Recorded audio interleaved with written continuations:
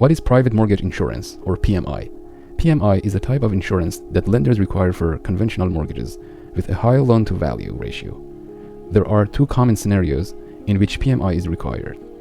Number one, if you're buying a home and your down payment is less than 20%. And number two, if you're refinancing your current mortgage and your loan-to-value ratio is over 80%. How much does PMI cost? PMI is not a flat fee. It usually ranges from 0.5% to 1.5% of your loan amount per year. But every situation is different. So make sure to ask your lender what your specific PMI rate will be. Let's quickly go over two examples where you might need PMI. If you're buying a home for $1.5 million and only putting down $150,000, that's a 10% down payment. Since you're putting less than 20% down, your lender will likely require PMI to protect themselves in case of default. Refinancing situation. Now, let's say you're refinancing a home that's worth $600,000, but you still owe $510,000 on the mortgage. That gives you an LTV, loan to value ratio of 85%. And again, since your LTV is over 80%, your lender may require PMI on your new loan. PMI costs. For example, let's say you're buying a home priced at $1.5 million and you're putting down 10%, which is $150,000.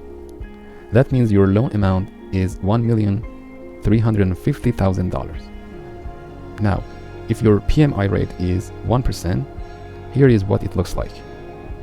Annual PMI cost equals 1% of the loan amount, which is $13,500 per year. So, if you divide it by 12 months, it comes out to about $1,125 a month, just for PMI, on top of your regular mortgage payment. So, you're essentially paying an extra $1,125 per month for PMI until you reach enough equity in your home to cancel it. PMI cancellation rules. According to Homeowners Protection Act of 1998, PMI is not forever. You can typically request to cancel PMI when you've reached 20% equity in your home. That means your loan balance is down to 80% of the home's original value.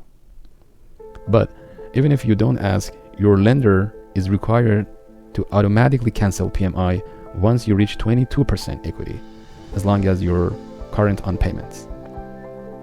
What you should do is, if you're getting close to that 20% equity mark, call your lender and ask them about canceling PMI, and they might require a new appraisal to confirm your home's value. Now, you might be wondering, do all loans require PMI? The answer is no. It really depends on the type of loan you're using. So the best thing you can do is talk to your lender early on. Ask them about PMI, what it would cost, and if there is any way to avoid it.